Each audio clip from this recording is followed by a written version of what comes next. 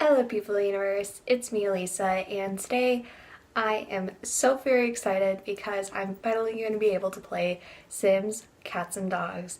I've been looking forward to this for the longest time, and I'm so glad that the day is finally here and that the Sims gods were listening and granted us cats and dogs. I just wanted to make a short little intro before going into the video, so hopefully you enjoy the create a sim that I'm going to do because these characters are going to be the ones that I will be playing during the Let's Play for cats and dogs. But without further ado, let's get into the video. When you first pull up the game, you can obviously see the Welcome to Sims 4 Cats and Dogs, and some of the key features that are mentioned are create cats and dogs, use the powerful create a pet tool to express your creativity to customize your Sims' perfect cats, dogs, puppies, and kittens. Choose from a variety of breeds, give them distinct personalities, and directly manipulate their features. Bond with pets. Experience the companionship and fun that furry friends bring to your Sims' lives. Cats and dogs have minds of their own and form special relationships with the Sims based on daily interactions. I thought that was really interesting because with, I don't remember if it was Sims 2 or Sims 3 with pets, you got to control the pets, and so it's really nice that they have their own sense of autonomy and you basically can't control them. Also, become a vet and run a clinic, which I'm very, very excited to do. Build a veterinary clinic, hire a dedicated staff, and further your career as the town's most promising animal doctor. You're in control of daily operations from the services offered to what you charge. And lastly, explore Brindleton Bay. It is a very beautiful area from what I've seen from screenshots and people playing the game. I love, love, love this world. And it says, discover the coastal shores of Brindleton Bay, a new world where your Sims and their pets can live and enjoy outdoor activities. Play fetch near the harbor docks, take a walk to the lighthouse, or visit a park to set up an obstacle course, which I'm also really excited to do. So then I'm going to go ahead and start creating characters. I first started off with the mom, and I was kind of torn between the hairstyles. I really, really, really liked the curly-haired look that was the most exciting thing about this pack to me because I just absolutely love that they added that, as well as the more laid-back curls. The shorter hair isn't really for me, but I feel like with a different set of characters, it very much complement them. Okay, so now moving on to some of the wardrobe choices. I was going a little bit back and forth between all the different color schemes for the tops and basically just exploring what there was in the packs. I was really, really excited to see all the different colors and full body outfits, and I really do like the overall look as well as some of the more laid-back shirts like this wolf shirt here. I really enjoy all the different colors because I feel like they go very well with different items from all the different packs. And as you can see here, we have all these different options for styled looks. I believe that there were 4 of them, which is something new and something exciting. And there are a lot of bright colors, but there's also a lot of neutrals, so you get an even mix and distribution of color there. And now, as you can see here, I'm going back to the shirt that I had first clicked on and pairing it with some of the I can't talk, kitten heels, because I absolutely love how adorable they are. And I fell in love with this version of the wolf, and I don't know what you would classify that as a cardigan, because it just really makes the wolf stand out and pop, and I feel with these boots here that it just really completes the look.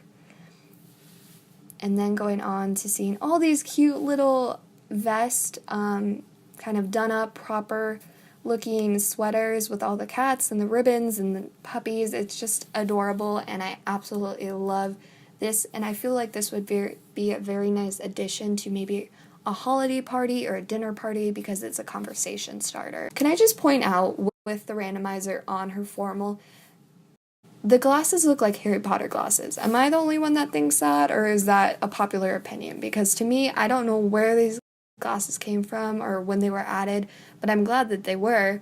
I just thought that it was hilarious, and I was very tempted to leave that for her formal look, but I did end up getting rid of them and just sticking to basic makeup and everything. But I thought it was super funny because I had never noticed the glasses before. Also, I really like this suit jacket. I really like the pop of color, and also these dresses are super cute. You can dress them up, you can dress them down for like a subtle occasion or for a more formal occasion, which I very much appreciate, and that can be said about a lot of the pieces from the outfits in this pack. Also, oh, that's super cute. I totally forgot about these. This is one of my favorite outfits that was featured in the pack. I really do love the different texture and the different sets, and for sporty, since there wasn't really anything from Cats and Dogs that was under sporty, I just kept it very simple and tracksuit, yoga pants, very simple, very plain, I guess. And for nighttime, it looks like, did I end up keeping the bunny slippers? I can't remember. I think I did. I went through the Parenthood. I can't even talk anymore. The Parenthood pack and basically just added I don't know. I can't talk anymore. It's been a long day. I came back from work and I'm like, why didn't I record this sooner?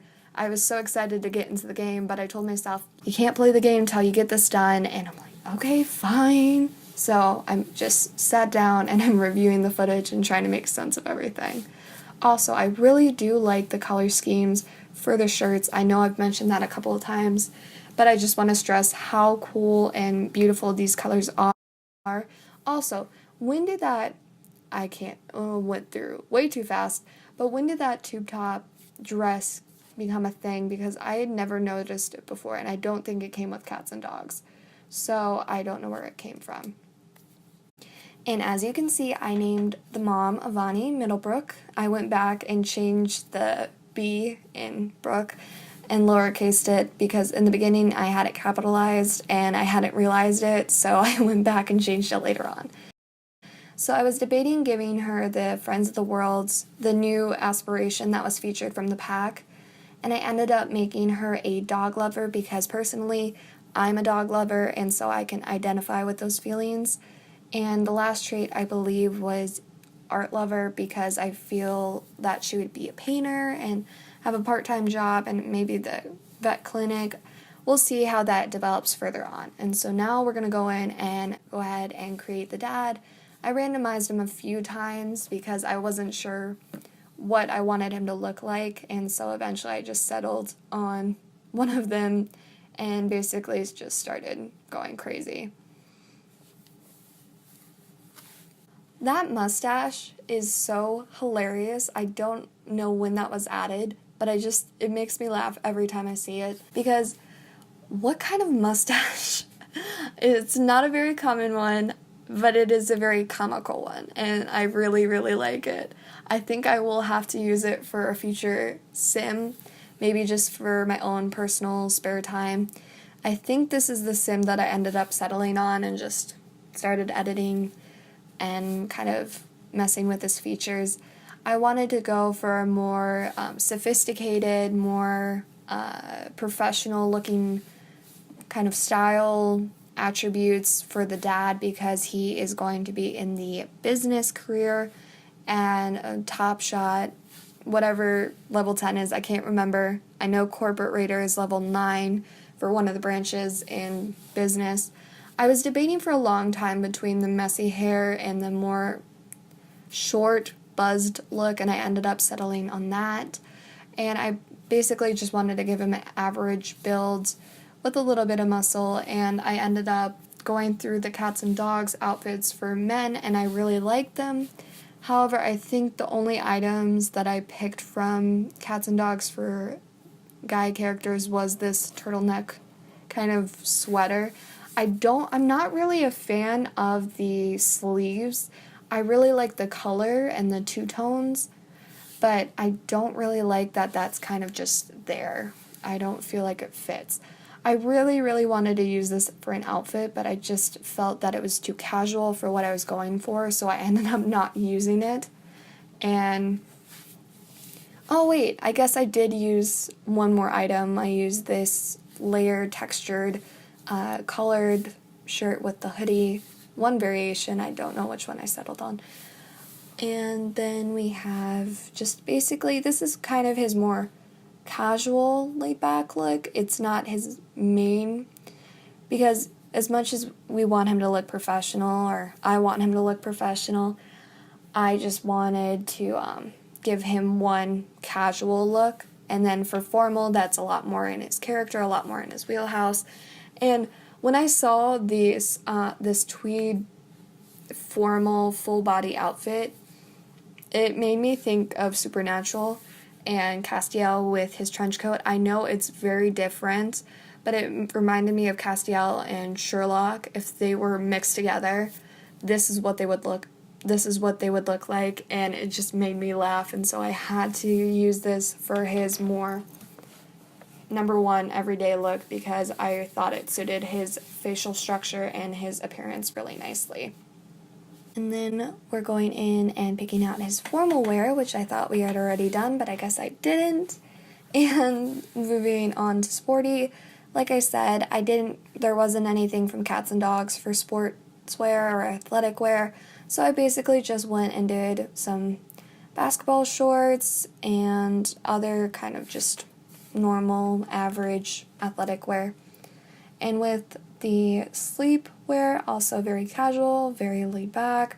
I think I used the plaid or checkerboard bottoms a lot. That was kind of a common theme between all characters, which I hadn't even noticed until I thought back on it. And then we're moving on to party wear. I basically just took the styled looks because at that point I was getting a little tired of going through all the clothing and all the options. And I ended up naming the dad Ezra after I saw that pop up in the randomizer, and I really liked the name. So his name was Ezra Middlebrook, and his aspiration was Renaissance sim, and he ended up being a geek, a perfectionist, and very family-oriented. So obviously he's very analytical, very observant, very goal-oriented, and he's very into his career. And lastly, we have the final character in the Let's Play for now. I believe Avani and Ezra are going to have a child later on down the road, but for now I just wanted to start off with these three because I wanted it to keep it simple, as I already have the plot line in my head. And yes, so this is their daughter, who is Delilah Middlebrook, which you'll see later on. And I was really debating whether or not to give her the same hairstyle as her mom because I wanted to explore some of the different hairstyles that was featured in the pack, but eventually I settled on the curly hair because I thought it was very cute and I felt like it fit her facial structure the best. And I did end up going back and messing with Avani's hair for a little while, but then I settled and I'm like, you know what? They're both gonna have the same hair. It's fine. We're going with it. Let's move on. And I also used this shirt here for Delilah because this was like my favorite item from the pack, one of my favorite shirts, and I hadn't even noticed that they had jewelry added with the cat necklace and the dog necklace, which I thought brought together the shirt very nicely. And with Delilah, she's going to be a little bit more of a school-oriented, preppy style, as I gave her some glasses, and she is very academic. She gets straight A's in school. She is a prestigious music student, and she wants to go to the Sims equivalent of Juilliard. Someday she's striving to go there for whether it be piano or violin because she is very skilled in both. And so she goes to a kind of private prep school. And so her first two outfits, which I go on to change later on, are a lot more formal with a suit jacket and a skirt, leggings, and high heels. So they are very, very much preppy, academic. If you want to compare it to a sim, a pre-existing sim like Luna, how do you pronounce the last name? For Villarreal? I don't know how to pronounce that last name.